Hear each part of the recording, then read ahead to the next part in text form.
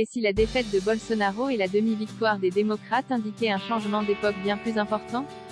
Bon, une hirondelle ne fait pas le printemps, d'autant plus que nous sommes en novembre, mais deux choses ont de quoi nous réjouir dans l'actualité internationale. Bien sûr, en la matière, l'info est entièrement centrée sur la guerre en Ukraine. On a même l'impression en zappant, que LCI, par exemple, ne parle que de ça tout le temps. J'évite d'ailleurs de trop écouter parce que ce qui finirait par me convaincre de ne plus être d'accord avec eux.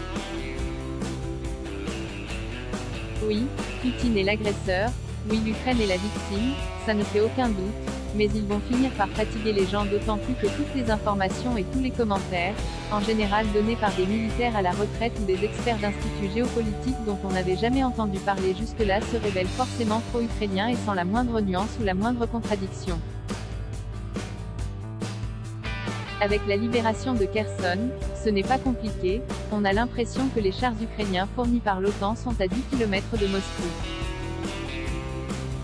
Aux Russes, le monopole des atrocités, de la désorganisation, de l'effondrement toujours imminent, mais aux Ukrainiens celui de l'humanisme, du courage, des victoires qui s'enchaînent et une manière de tuer son prochain infiniment plus propre que le russe qui en met toujours partout. Un bourrage de crâne comme on disait en 1914 quand on racontait que les balles allemandes, toutes de mauvaise fabrication, trouaient le corps du soldat français sans jamais toucher d'organes vitaux. Ça reste un bourrage de crâne même pour la bonne cause. Non, ce qui m'a réjoui, ces dernières semaines, c'est la courte victoire de Lula au Brésil ainsi que la reconnaissance sans trop de difficultés par Bolsonaro de sa défaite. Et puis, juste après, la non-victoire des républicains trumpisés et un président démocrate sénile qui sauve son Sénat, exploit réussi seulement par Roosevelt, Clinton et Bush fils. En tirer des conclusions durables serait une erreur, ces sociétés demeurent polarisées. Seulement, ceux qui veulent transformer un affrontement politique dans une démocratie en guerre culturelle et civilisationnelle en sont pour leurs frais. Contre Bolsonaro et son évangélisme fanatique, son autoritarisme d'ex-galonné à l'anticommunisme vintage et son écocide décomplexé de l'Amazonie, son ultralibéralisme féroce, il n'y a pas eu le communiste, Lula mais une espèce d'union sacrée autour du candidat de gauche comme le montrent les ralliements au second tour en sa faveur de la part de partis de droite ou libéraux.